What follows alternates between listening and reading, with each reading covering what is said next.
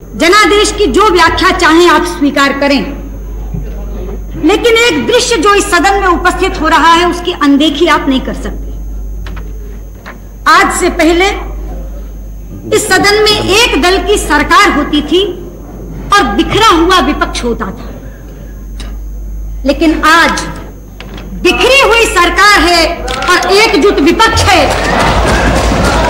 क्या ये दृश्य अपने आप में जनादेश की अवहेलना की खुली कहानी नहीं कह रहा? लेकिन अध्यक्ष जी, ये इतिहास में पहली बार नहीं हुआ जबकि राज्य का सही अधिकारी अपने राज्याधिकार से वंचित कर दिया गया। त्रेता में यही घटना राम के साथ घटी थी। राज तिलक करते करते वनवास दे दिया गया।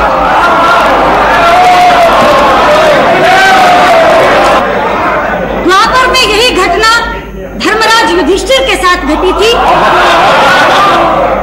जब धूर्त शकुनी की दुष्ट चालों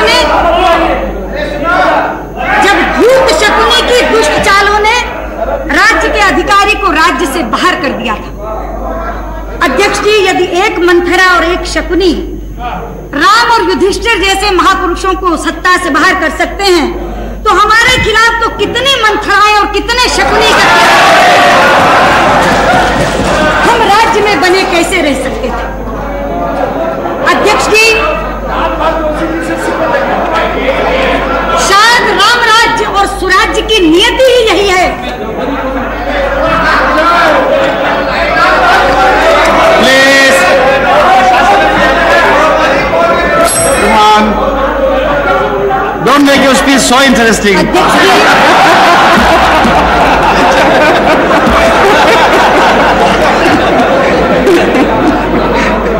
अध्यक्ष जी, राम राज्य और सुराज्य की शायद नियति ही ये है कि वो एक बड़े झटके के बाद मिलता है, और इसीलिए मैं पूरे विश्वास से कहना चाहती हूँ कि जिस दिन 28 तारीख की दोपहर को मेरे आदरणीय नेता अटल बिहारी वाजपेयी ने इस सदन में प्रधानमंत्री पद से अपने त्याग पत्र की घोषणा की थी, हिंदुस्तान में उस दिन राम राज्य की भूमिका तैयार हो गई। हिंदुस्तान में उस दिन सुराज्य की नींव पड़ गई। दूरदर्शन के सामने जीवंत प्रसारण देखने वाला हिंदुस्तान का वो मतदाता उनके त्याग पत्र की घोषणा के साथ करहा उठा था, ये अन्याय हुआ है, अन्याय हुआ।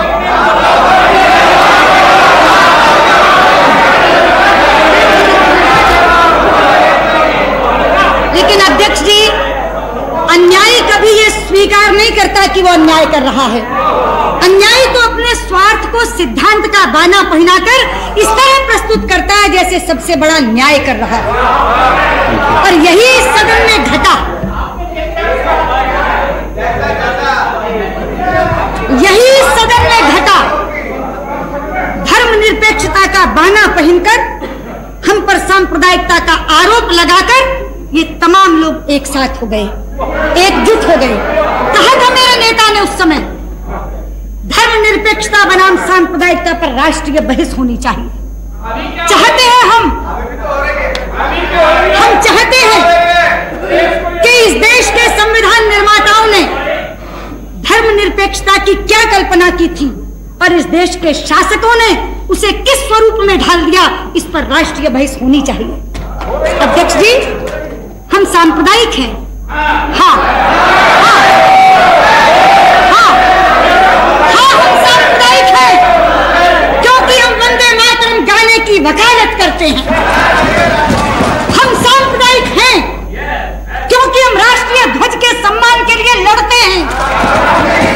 हम सांप्रदायिक हैं क्योंकि हम धारा 370 को समाप्त करने की मांग करते हैं। हम सांप्रदायिक हैं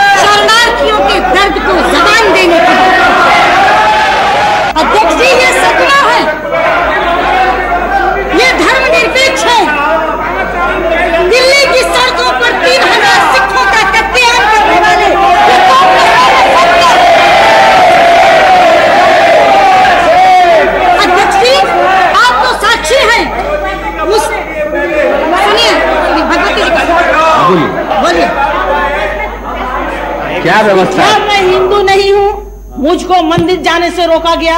और इसमें क्या व्यवस्था है?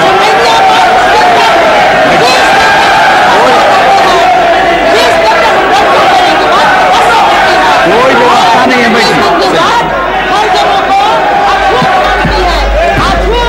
भाई, कोई व्यवस्था का प्रश्न नहीं है। चलिए अध्यक्ष जी, मैं भगवती देवी जी की जानकारी के लिए बता दूं, भारतीय जनता पार्टी ने तो राम मंदिर का शिलान्यास एक हरिजन से करवाया था।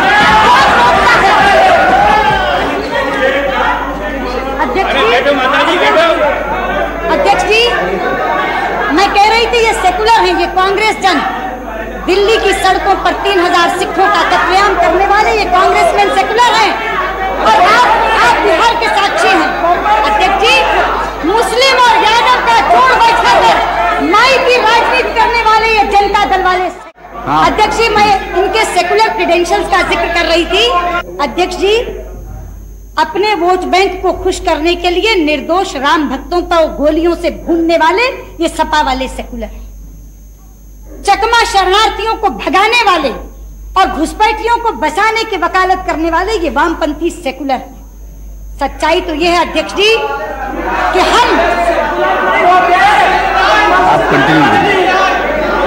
सच्चाई तो यह है अध्यक्ष जी कि चूंकि हम अपने हिंदू होने पर शर्म महसूस नहीं करते, इसलिए हम कम्युनल हैं, इसलिए हम सांप्रदायिक हैं।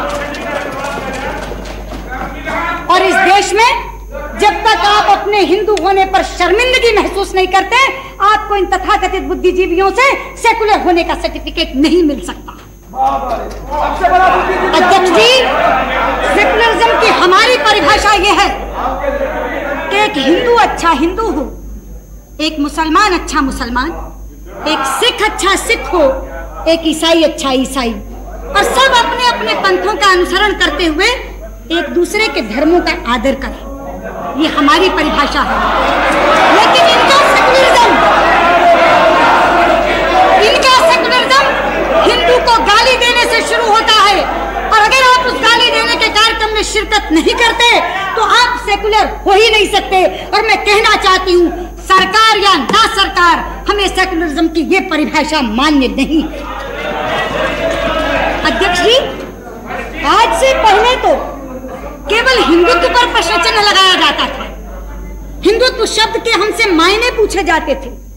लेकिन पिछले विश्वास मत पर चर्चा सुनते सुनते मेरी आंखें डबडबा गई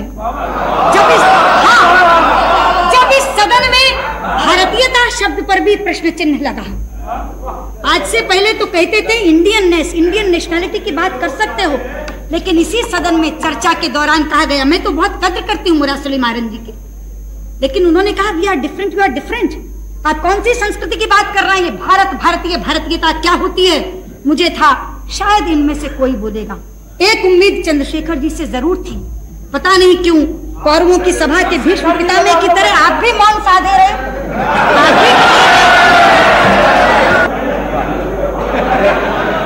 अध्यक्ष जी, मैं अपने मित्र मुरासली मारन जी से बहुत अदब से ये कहना चाहूंगी, भारतीयता के माने कहीं पूछने जाने की जरूरत नहीं है। अरे भारतीयता का अर्थ यही है कि भंगड़े से भरतनाट्यम तक सारे नृत्य भारतवर्ष के नृत्य हैं। भारतीयता के माने ये हैं कि जम्मू के राजमा चावल और पंजाब की मक्की की रोटी से लेकर दक्षिण के इडली डोसे तक सारे आहार भारतवर्ष के आहार।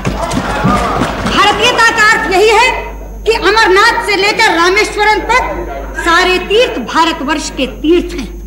आप पूछते हैं कि एक संस्कृति के क्या मायने हैं?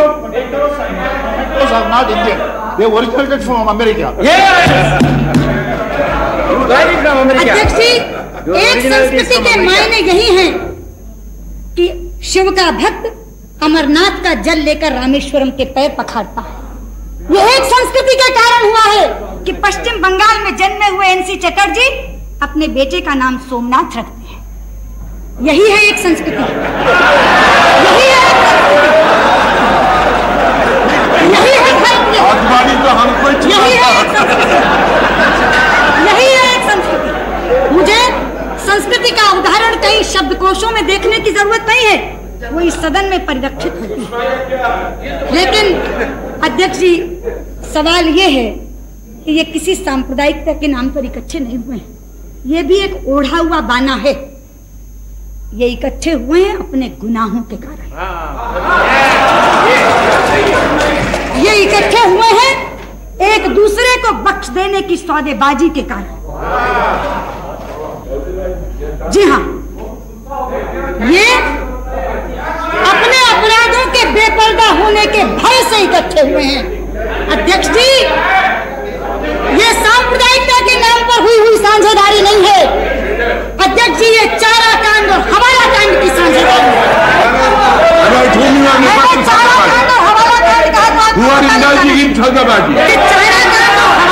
की साझेदारी है तो सोमनाथ जी को उठना ही नहीं चाहिए। इशारा समझना चाहिए मैं किसकी साझेदारी की तरफ जिक्र कर रही हूँ।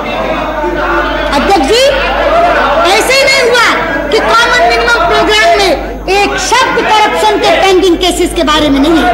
ये ऐसे ही हो गया। आखिर 4 लोग बैठे, सारी चीजों पर चर्चा हुई, लेकिन पूरे प्रोग्राम में से बोफोर्स गायब है, सेंट किट्स गायब है, जेएमएम गायब है, शुगर स्कैंडल गायब है, पीएसयू डिसइन्वेस्टमेंट स्कैम गायब है। अरे जिनका ढिंडोरा पीट के चुनाव में गए थे, Narasimha Rao epitome of corruption की चार्जशीट निकालकर चुनाव में गए थे, आज उसके ऊपर एक शब्द भी नहीं। और यूरिया स्कैम के ऊपर कहते हैं प्रधानमंत्री, law will take its own course, कोई बचेगा नहीं।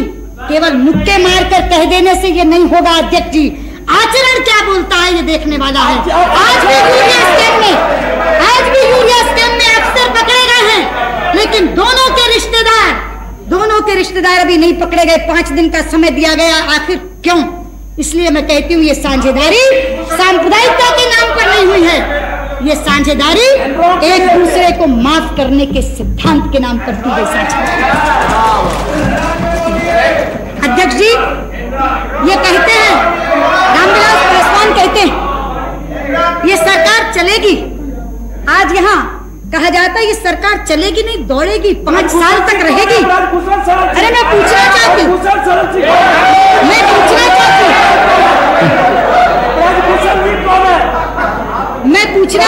अध्यक्ष जी,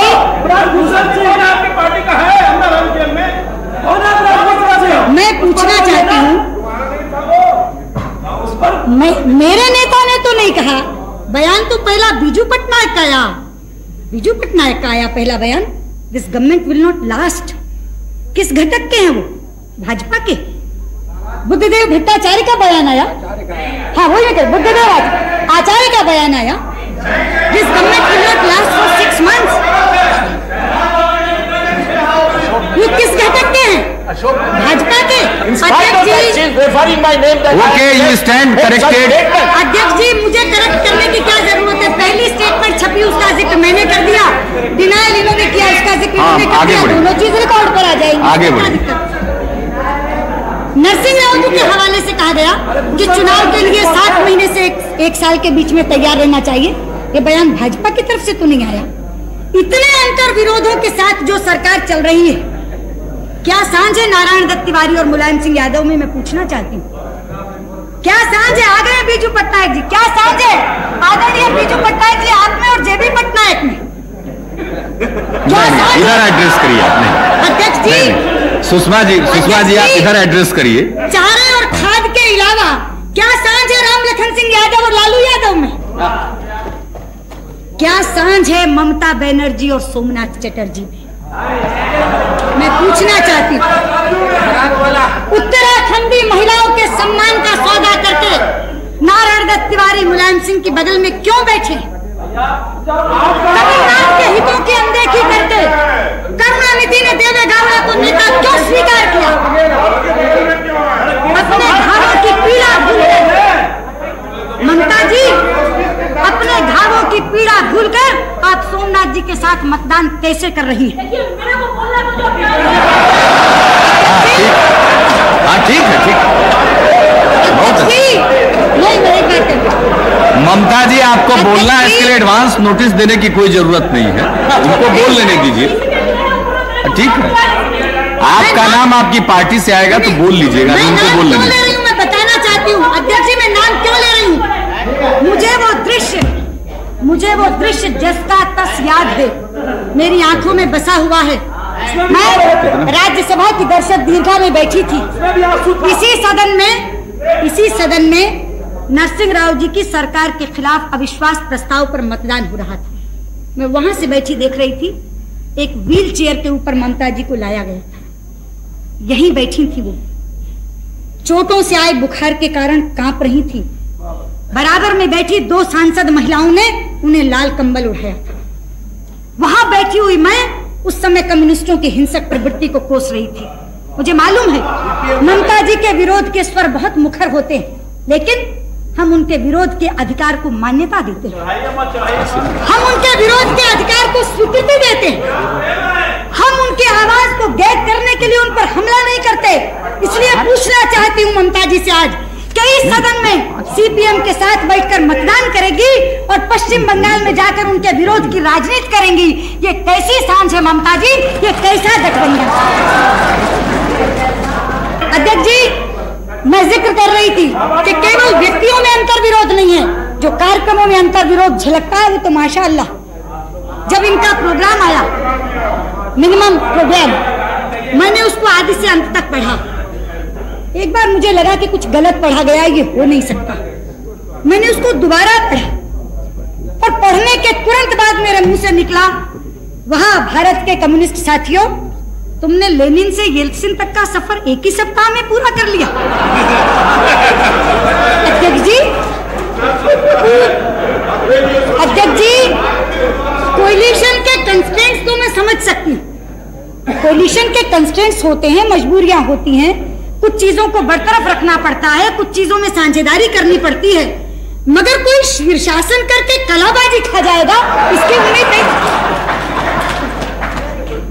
अध्यक्ष जी, इसमें लिखा है इंश्योरेंस सेक्टर निजीकरण उसका कर दिया जाएगा और फॉरेन कंपनी तक के लिए खोल दिया जाएगा। मैं तो हैरान हुई, क्योंकि 1 साल पहले की बात मुझे जस की तस याद थी। कहां गए चतुरानंद मिश्र?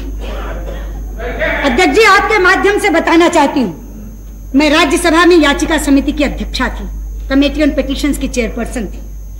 हमारी समिति के सामने एक याचिका दायर की गई, एक पिटीशन प्रस्तुत की गई, जिसमें यह लिखा गया था कि LIC, GIC इंश्योरेंस सेक्टर को जो प्राइवेटाइज करने की एक सिफारिश मल्होत्रा कमेटी की तरफ से आई है, वो लागू न की जाए। ये थी वो पिटीशन। और मैं आपको चौंका दूं ये बात कहकर, वो पिटीशन किसी और ने काउंटर साइन नहीं की थी, एक MP को प्रस्तुत करनी पड़ती है।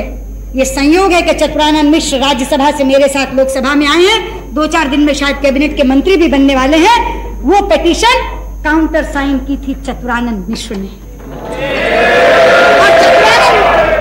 और अध्यक्ष जी, मुझे कहा गया था कि अगर ये इंप्लीमेंट कर दी गई रिपोर्ट, तो ये पिटीशन इनफेक्चुअस हो जाएगी, इसलिए कम से कम इंटरिम डायरेक्शन गवर्नमेंट को दी जाए कि ये इंप्लीमेंट नहीं हो।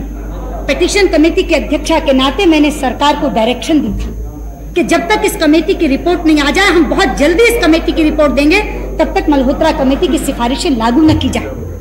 और इस याचिका समिति ने इस याचिका पर रिपोर्ट देने से पहले सारी पॉलिटिकल पार्टीज के लोगों को बुलाया था, सारे राजनीतिक दल के प्रतिनिधि आए थे। इसमें क्या गलत कह रही हूं?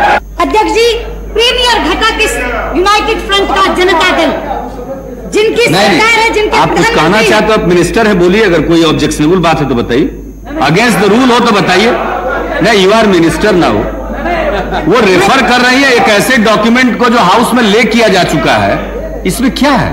अध्यक्ष जी, प्रोसीडिंग नहीं, उसी को उन्होंने बताया, उस प्रतिवेदन से कोट कर रही है। What can I do? प्रधानमंत्री तवज्जो दें। नहीं, ये तो आजादी है, ये कोट कर सकते हैं। क्या मिनिस्टर जी, नहीं, आप कोई रूल बताइए ना जिससे वो नहीं कोट कर सके, मैं उनको रोक दूंगा। बताइए कोई कानून। प्राइम मिनिस्टर, मैं आपके दल की बात कर रही हूँ।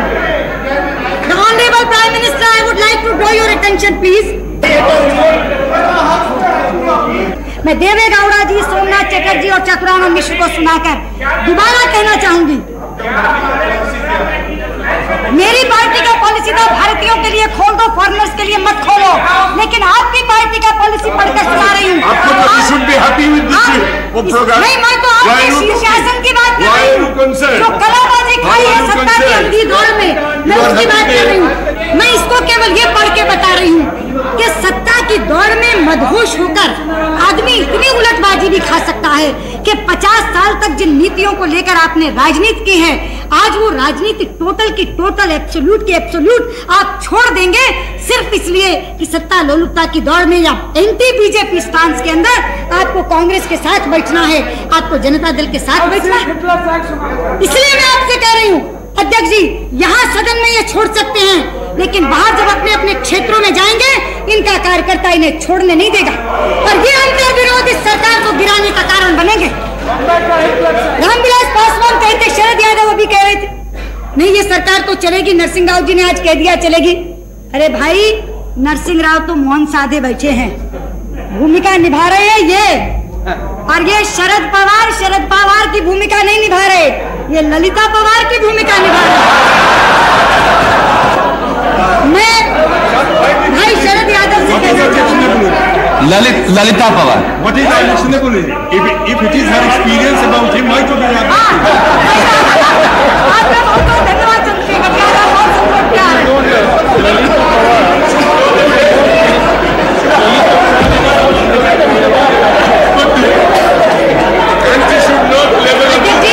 अब आप कंक्लूड करिए। मैं इसलिए भाई शरद यादव से कहना चाहूंगी कि ये प्रयोग नया नहीं है। मैं भाई शरद यादव से केवल इतना कह रही थी, ये प्रयोग नया नहीं है, ये प्रयोग आपके गुरु राजनारायण जी पहले कर चुके हैं।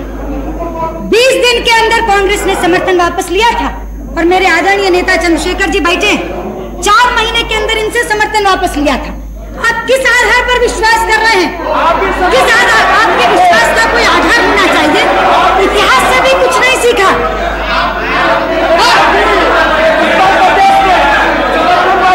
और मैं कांग्रेस की बात क्या करूं? मैं कांग्रेस की बात क्या करूं? मैं तो भाई शरद यादव से ही पूछूंगी कि भैया अपने समाजवादियों का इतिहास भी तो है। अभी कह रहे थे शरद यादव, डॉक्टर लोहिया यहाँ पर थे, डॉक्टर लोहिया थे, समाजवादियों के पास तो डॉक्टर लोहिया की 2 रेडीमेड उक्तियां सरकार बनाने और सरकार गिराने के लिए हर समय मौजूद हैं। पहली, डॉक्टर लोहिया ने कहा था कांग्रेस को हराने के लिए शैतान से भी हाथ मिलाना चाहिए, और दूसरी कहे थे डॉक्टर साहब सुधरो या टूटो। तो अध्यक्ष जी, अब तो कांग्रेस की जगह भाजपा को फ्रेम में रखकर शैतान से हाथ मिलाने की वकालत कर रहे हैं शरद जी।